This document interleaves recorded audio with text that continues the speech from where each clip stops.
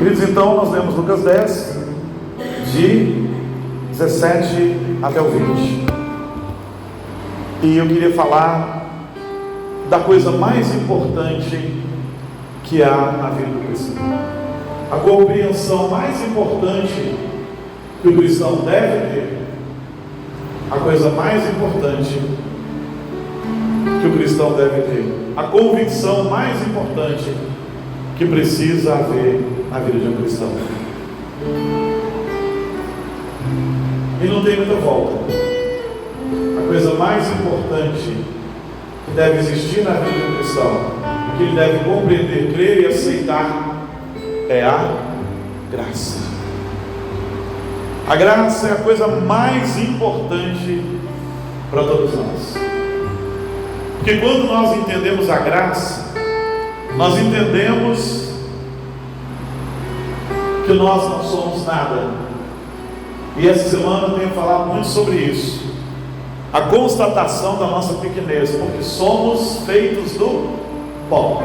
Os irmãos têm estado comigo durante a semana, que caminham com a gente durante a semana, tem me ouvido falar muito disso nas 2 últimas semanas.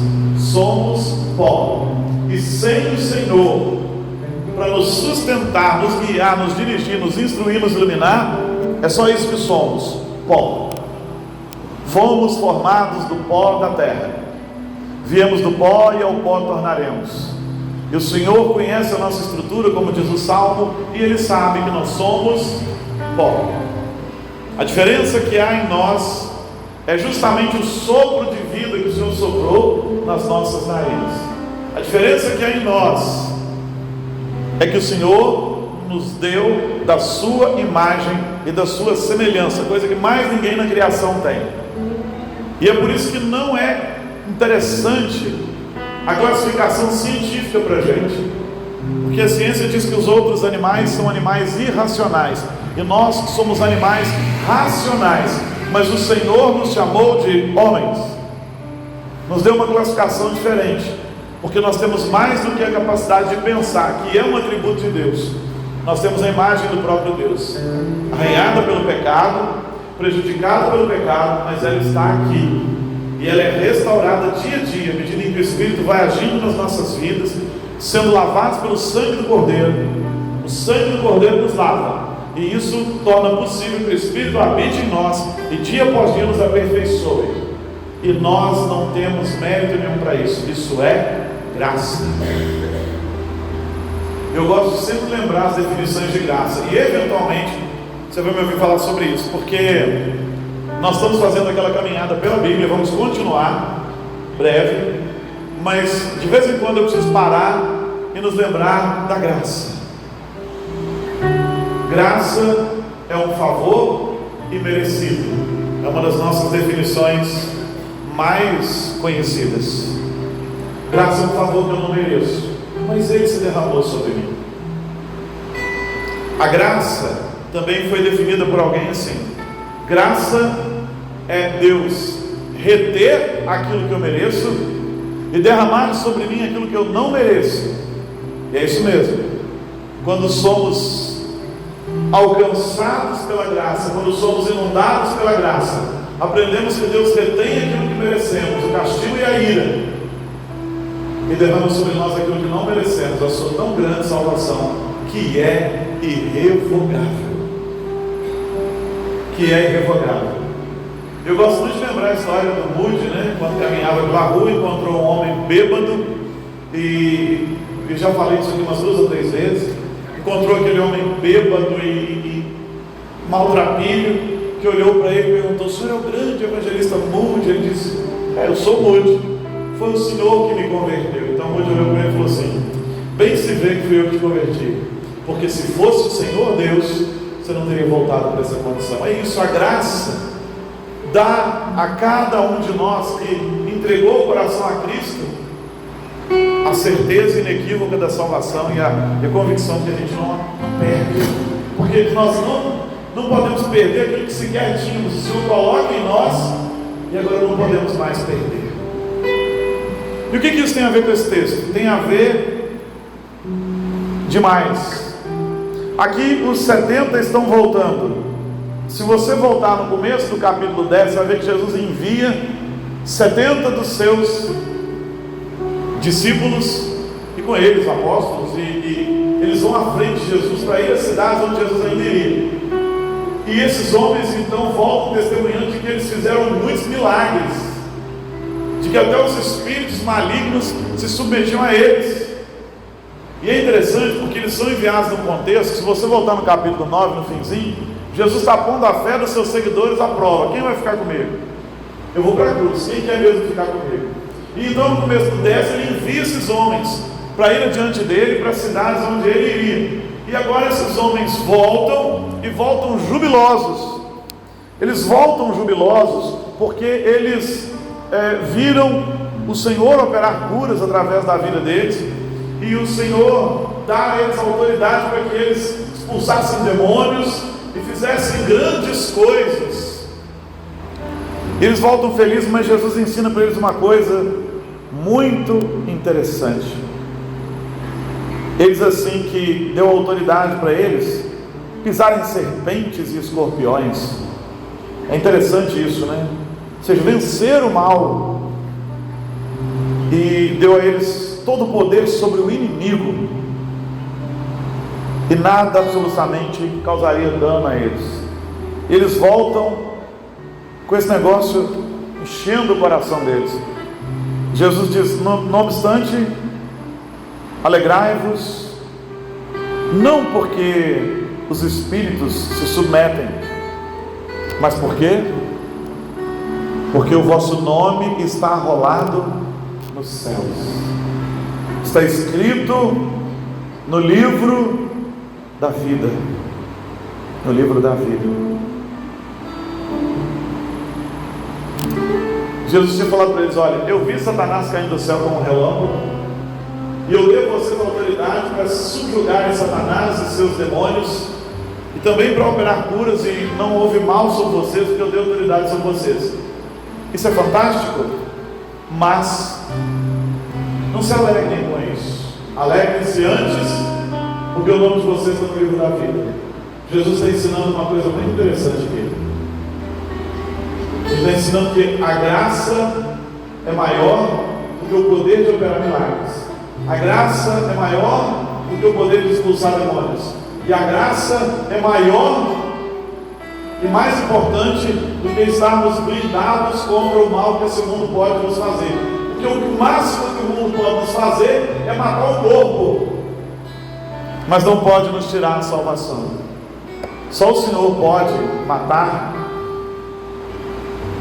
fazer perecer a alma, mas não vai acontecer com aqueles que foram alcançados com a graça de Jesus. Jesus está dizendo para eles: a minha graça é maior do que os dons, a minha graça é maior do que os talentos, e a minha graça é maior do que os milagres, a minha graça é maior do que os poderes miraculosos, todos que eu possa dar para vocês. Se alegrem com a graça. Queridos, isso é uma coisa importante, porque muitas vezes hoje as pessoas vêm à igreja em busca de cura, e quando a recebem vão embora. Elas não podem sair daqui sem ter ouvido falar da graça. Se elas rejeitarem a graça, que seja por negligência delas, mas a gente não pode deixar de falar dessa graça. Muitos vêm à igreja quando estão doentes, buscando uma cura. Outros vêm à igreja quando se sentem perturbados. Mas é interessante que as pessoas não estão preocupadas com a eternidade, não mais. Deus está dizendo: olha, tá bom, eu dou autoridade para curar, e eu curo mesmo. Eu dou autoridade para libertar, e eu liberto mesmo. E eu livro do mal, quando isso cumpre o meu propósito. Mas o que deve gerar mais alegria em vocês é a graça. Muita gente apresenta o seu serviço diante de Deus, mas ainda não entendeu a graça de Jesus. Querido, a graça de Jesus é aquilo que diz para você o seguinte: você não pode se salvar, eu te salvei. Você abre o seu coração para que eu entre, mas até isso eu opero em você, porque você não pode. Você não tem nada para me dar que eu queira ou que eu precise, mas eu quero te salvar. Isso é graça. Sim, o Evangelho nos humilha dizendo: você não é nada se Deus não fizer, você não pode nada se Deus não der, e tudo que você tem não importa para Deus, porque Ele criou. Ele te salva porque Ele quer. porque Ele quer. Não há nada em você que faça com que Deus queira te salvar ou o obrigue a te salvar. Ele faz porque Ele quer. Ele faz porque Ele quer. Olha para os homens da história. Abraão estava no meio da sua idolatria, mas o Senhor foi lá e o chamou. O Senhor o trouxe para si. Jacó estava lá no meio das ovelhas, mas o Senhor o chamou. O Senhor o trouxe para si e disse: eu quero você. E amou Jacó e se aborreceu de Esaú, e os gêmeos ainda nem eram, e pronto, é graça. Mas não fique orgulhoso com a graça, que a graça na verdade te humilha. Deus está dizendo: eu te salvo porque eu quero. Não se orgulhe disso, porque você não tem nada que me leve a te salvar. Eu faço porque eu quero. Saul estava lá procurando as jumentas de seu pai, e o Senhor o chamou para usá-lo para ser rei. Nem estava procurando nada disso. Davi estava no meio das ovelhas de seu pai, e o Senhor o chamou para ser rei, e ele não tinha nem pensado em nada disso. Eu e você, cada um de nós, não estávamos procurando o Senhor, vamos ser honestos. E se estávamos procurando no lugar errado, da maneira errada. Ele que vê o nosso encontro, Ele faz convergir a nosso favor. Vem Jesus e diz assim: querido, o mais importante é a graça. Depois da graça virão os dons e o serviço, e você deve trabalhar para mim. Mas sem a graça só tem legalismo, só tem peso, só tem fardo. Jesus está dizendo aos seus discípulos isso. Então isso quer dizer que há pessoas, e vamos tomar cuidado com isso, há pessoas que podem estar operando milagres, mas não entenderam a graça, porque no meio dos 70 havia. Judas estava ali. Judas viu os milagres que todos os outros discípulos viram, todos os apóstolos inclusive. Ele era um dos 12 apóstolos.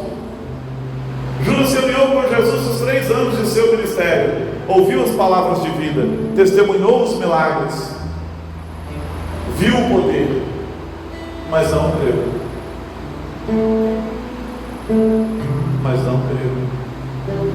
Judas foi com os outros discípulos, foi usado para fazer milagres, mas ele não conhecia a graça. Isso quer dizer que não são os milagres que autenticam uma igreja cristã de verdade, mas a pregação fiel da palavra que mostra e apresenta graça.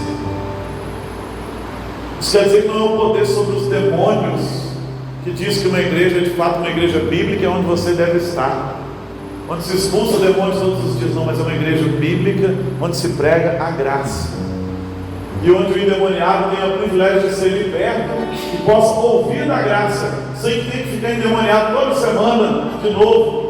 Não pode ser um processo: tira o demônio volta, tira o demônio. Ele tem que ter a oportunidade de ouvir da graça. Se ele a rejeitar, isso é com ele. Mas há lugares em que ele sequer ouve da graça. É escravo de Satanás e espetáculo para uma igreja que não conhece a Bíblia, mas só quer ouvir e ver espetáculos de expulsão de demônios. E talvez até o que expulse não esteja salvo, porque Satanás tem as suas armadilhas para manter pessoas na escravidão. E se isso implicar em ele se fazer de derrotado de vez em quando, ele faz. E porque também Deus, no seu infinito propósito, pode permitir a libertação verdadeira de alguém, usando alguém que não está salvo. Alguém que está salvo, que será salvo, pode ser liberto dos demônios por obra do Espírito Santo de Deus, por graça do Senhor, e ele vai ser liberto. E Deus usa como instrumento um homem que sequer foi salvo. Por quê? Por misericórdia do endemoniado, e não para exaltar o que expulsou o demônio. Tem tantas coisas que a gente pode considerar a respeito, mas o mais importante para se considerar a respeito é: o importante é que o meu nome está no livro da vida. O importante é que o meu nome está nos céus. Depois disso, tudo que eu faço é gratidão. Precisamos pensar sobre isso. Isso é importante. Parece que os discípulos estavam felizes porque expulsar demônios e curar pessoas traz notoriedade para a gente, mas a gente tem que tomar cuidado com essa síndrome de celebridade que existe hoje nesse mundo, porque ela pode ser a sentença de condenação. Jesus está dizendo: não se entusiasmem com isso, mas com o fato de que eu escrevi o nome de vocês no livro da vida, na eternidade. É isso que importa. O resto jorra daí. Por que muitas pessoas até caminharam bem, fizeram grandes coisas na igreja, e muitas vezes só vão desanimando? Porque a graça não inundou. A graça é só um conceito intelectual, mas a graça não os inundou. Intelectualmente ele entende a definição de graça. Graça é isso, mas ela não é viva no coração dele. Oremos para que um dia seja.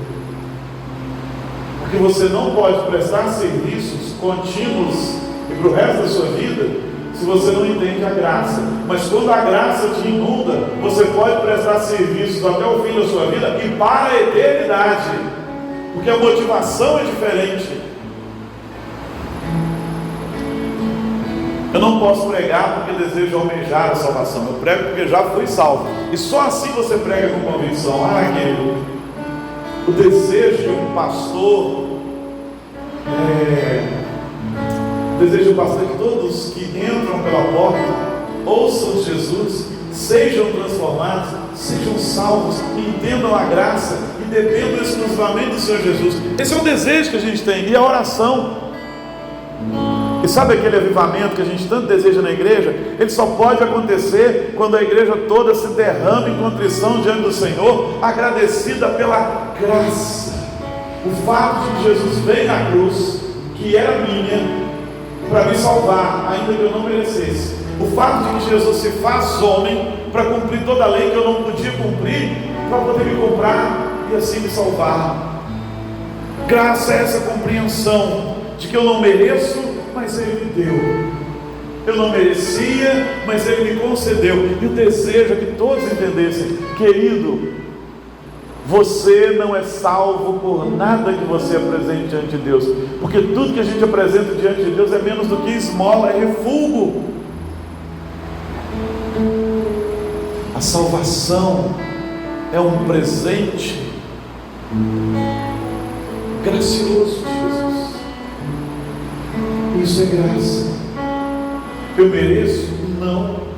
Mas eu sou tão feliz por tê-lo agora, que meu desejo deve ser crescer diante do Senhor, melhorar a cada dia no poder do Espírito, ouvir a sua palavra e me alegrar com essa palavra, me deleitar na palavra, me deliciar na palavra. Meu desejo é morar na eternidade. Morar na eternidade.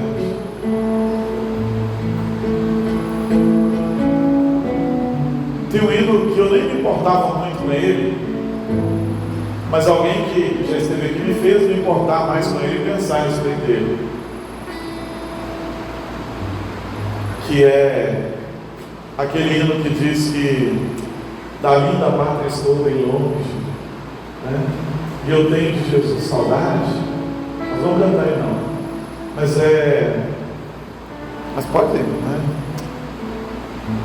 Eu não prestava muita atenção nele, mas quando a gente começou a visitar o Juarezzinho, eu podia cantar 10 hinos, mas antes de ir embora, cantar o hino do passarinho, que a voz grossa que ele tinha, né?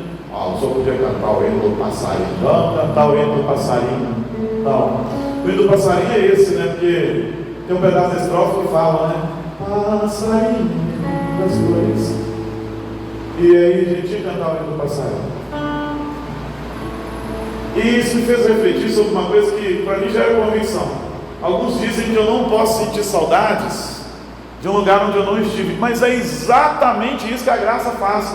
Me faz sentir saudade de um lugar onde eu nunca estive, porque eu não sou mais deste lugar, mas sou de lá, e o Senhor planta no meu coração a eternidade. É isso que a graça faz, e o desejo de um crente é a eternidade. Mas enquanto ela não vem, nós vamos representando o reino eterno aqui, como embaixadores de Cristo. A graça faz isso. E eu acho que ele sempre gostou, porque acho que os antepassados também gostavam, né, do hino.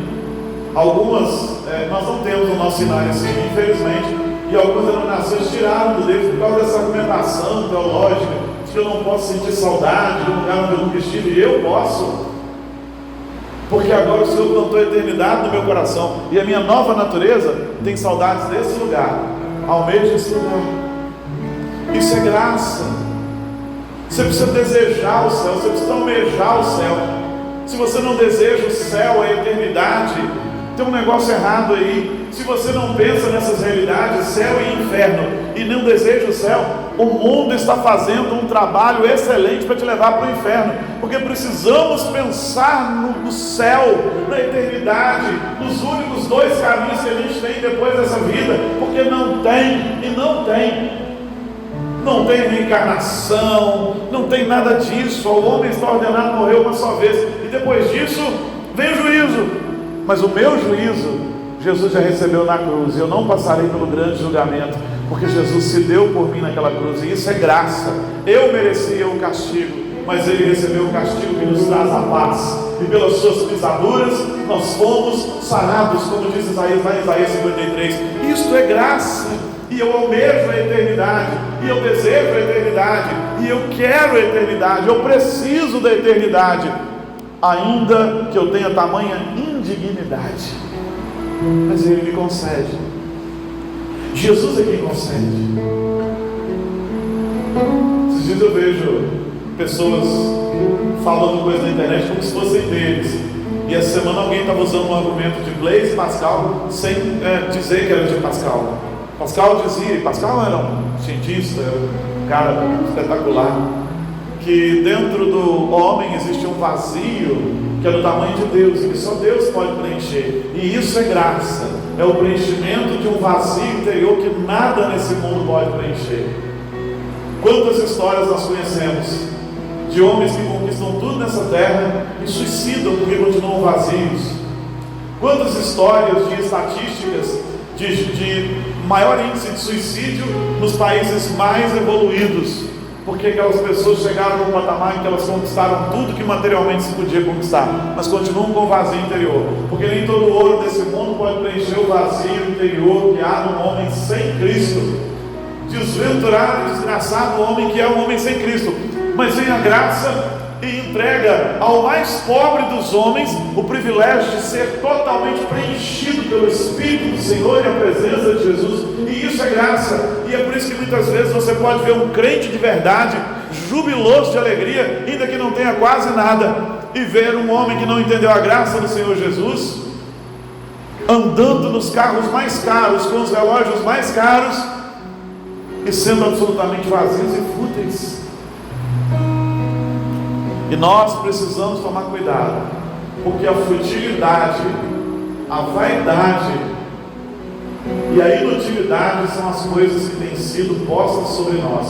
Conquiste isso, compre isso, gaste seu tempo com isso, gaste com aquilo, desviando a nossa atenção de Jesus. E vem Jesus e diz para os discípulos: não se distraiam com essas coisas. Vocês expeliram demônios, amém. Vocês curaram pessoas, muito bem, mas não percam o foco, não se distraiam com isso, nunca se esqueçam da graça de Jesus. Não se esqueçam da graça, não percam o foco. O que é estarrecedor para nós, porque o que Jesus está dizendo é o seguinte: cuidado, porque vocês podem perder o foco fazendo coisas que são lícitas. Tem coisas lícitas que nos tiram o foco, porque a gente esquece quais são as mais importantes. Nem tudo que é urgente de fato é importante. Às vezes parece urgente, as pessoas colocam urgência naquilo para nós, mas não é importante. A gente precisa pensar nas coisas mais importantes. Você conhece a graça salvadora de Jesus? Você foi preenchido por essa graça? Você pensa nessa graça todos os dias? Você tem desejo da eternidade? Você pensa no céu? Você já fez um exercício imaginativo de pensar como seria o céu?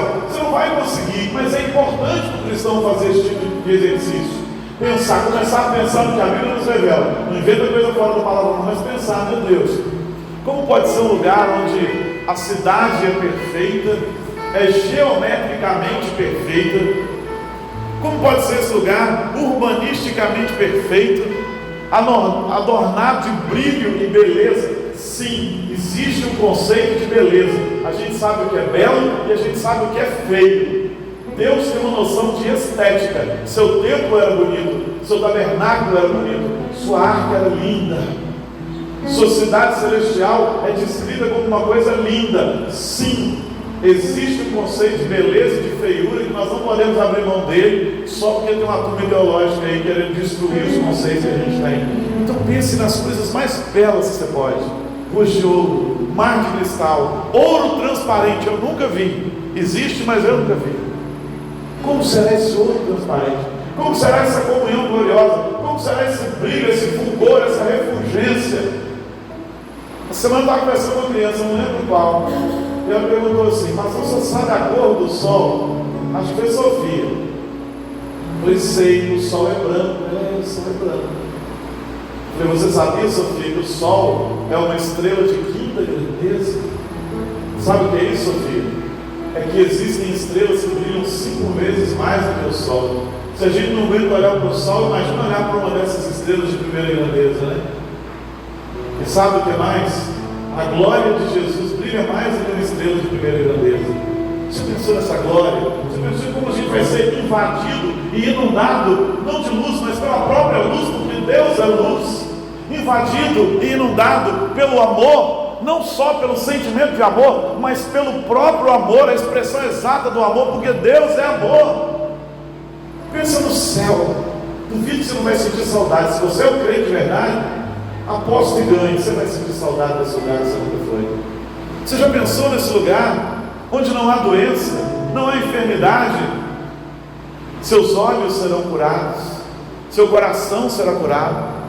Não existirá hipertensão, hipoglicemia, hiperglicemia, tireoide, aleijamento, esporão, juntas inflamadas, nem depressão, nem burnout, nem tristeza, nem ansiedade. O sentimento de beleza não será só exterior, mas interior, com o coração absolutamente inundado. Não é preenchido, não. Aqui somos preenchidos pela presença do Espírito Santo, mas haverá um dia que seremos inundados, transbordantes, invadidos. Isso transcenderá tudo que você pode imaginar. Não sei nem se estou usando palavras difíceis, mas é porque é difícil de escrever aquilo que a gente tem vontade de enviar no seu coração. Mais importante que expulsar demônios, mais importante que curar vidas, mais importante que tudo isso, não que isso não seja importante, mas o mais importante é ter o nome escrito no livro da vida, ser inundado pela graça. Você já foi inundado pela graça? Você ouve essas coisas e não tem o desejo de render seu coração a Cristo Jesus de verdade? Não se assuste não. Eu conheço gente que só entendeu a graça depois de anos de caminhada cristã. Um dia ele entendeu a graça. Se for o seu caso nessa noite, ouve o Senhor de agradeça. Tem mais. Não se assuste não. Mas eu conheço ministros que depois de formados nos seus cursos de teologia e já pastoreando igrejas, um dia foram inundados pela graça e disseram: hoje que eu entendi, e se tornaram ministros melhores. O que eu estou te dizendo é que você pode ser um religioso e não conhecer Jesus. Você pode até estar sendo usado por Deus para abençoar vidas e curar pessoas, e não ter conhecido a graça de Jesus. Eu tinha um amigo no começo da minha caminhada cristã. Quando eu cheguei na igreja, ele já estava. Ele me ajudou a entender a Bíblia. Ele abençoou minha vida. Ele me ajudou a entender as primeiras coisas do Evangelho. Ele me ajudou a me centrar mais, porque eu não era muito centrado em muitas áreas.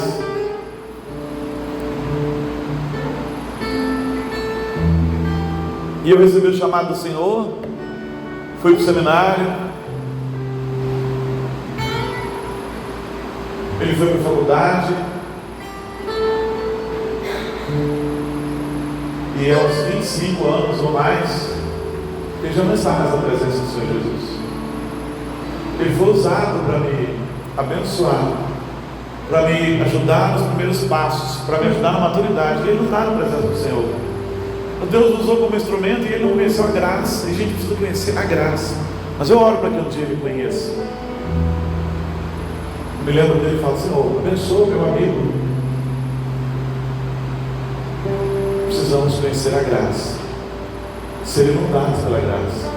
Você realmente conhece a graça? Essa graça te impele a falar com entusiasmo e alegria. É o mais importante. Disso depende todo o serviço cristão correto. Disso depende uma vida frutífera de verdade. Eu já ensinei para a igreja que frutos são mais importantes do que dons, mas os frutos só brotam de verdade onde foi plantada a graça, onde foi semeada a graça, e um coração contrito admitiu verdadeiramente: eu preciso de Jesus, e pronto. A gente é alcançado pela graça quando admite: eu não posso me salvar, mas eu sei que sou salvo. Jesus toma esse coração, toma tudo, é tudo do Senhor, porque ainda não é nada. Você acha que quando nos damos ao Senhor, isso é tudo que o Senhor precisa? Isso é tudo que nós precisamos. Deus não precisa de você, nem do seu serviço, nem da sua companhia, nem de nada que você tenha, porque Ele te deu. Mas você precisa dele. E quando nos rendemos a Ele, de verdade dizendo: Senhor, sou teu, nós nos damos de presente para Ele. Mas o maior presente quem recebe é a gente. O maior presente quem recebe é você. O maior presente quem recebe sou eu. Somos nós. O nosso serviço não jorra na arrogância de pensar que Deus precisa dele, mas jorra da alegria de saber que somos salvos em você. Nós não fazemos por paga, fazemos para agradecer, com o coração agradecido, sem esperar nada. E quando não esperamos nada, aí Ele nos inunda ainda mais e mais. Deixa a graça agir no seu coração, querido. Essa graça cura a alma, essa graça cura a vida, essa graça cura a gente. Essa graça é o rio do lado, é o rio de Deus que flui sobre nós. Essa graça flui de tal maneira que a gente não é mais igual. Tem uma citação de Johnny Erickson Tada, não sei se você conhece. É uma mulher que ficou tetraplégica. E eu estava lendo sobre ela, e ela gosta de cantar. E ela enxerga a sua tetraplegia da seguinte forma: é a maneira de eu ser lembrada de que eu preciso do Senhor. E ela canta, e ela pinta com a boca, pinta daqui para baixo. Ela é tetraplégica, você já entendeu? O Senhor cura de tal maneira que, ainda que Ele não cure, Ele já curou. A graça é maravilhosa assim. O Senhor cura de tal maneira que, ainda que Ele não cure, Ele já curou. Você precisa dessa graça. Só assim você vai ter prazer nas coisas do Senhor, em viver para o Senhor, em caminhar para o Senhor. Eu te convido a fechar seus olhos e a orar ao Senhor. E se você ainda não se rendeu ao Senhor, diz para Ele assim: Senhor, escreve meu nome no livro da vida. Me dá essa convicção. Olha ao Senhor, clame, talvez haja tempo. Diga: Senhor, meu coração não arde. Faz meu coração arder de alegria por essa graça. Clame, se prostre. Talvez ainda haja tempo. Olha o Senhor agora. Olha o Senhor. Se derrame diante dele. Senhor, eu não sou nada diante do teu poder, nem merecedor do teu imenso amor. Através do teu Filho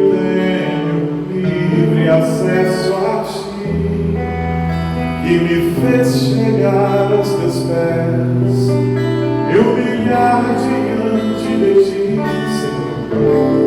Senhor, eu não sou nada diante do teu poder, merecedor do teu imenso amor. Através do teu Filho tenho livre acesso a ti, que me fez chegar aos teus pés, me humilhar diante de ti. Deixa o teu rio, peça a Ele, passar em minha vida e curar minhas feridas, sarar as minhas dores. Livra-me, ó Deus, das cadeias que me prendem. Toca em minha alma, faz em mim o teu querer. Deixa o teu rio passar em minha vida e curar minhas feridas, sarar as minhas dores. Livra-me, ó Deus, das cadeias que me prendem. Toca em minha alma, faz em mim o teu querer, Senhor. Faz em mim o teu querer, Senhor. Faz em mim o teu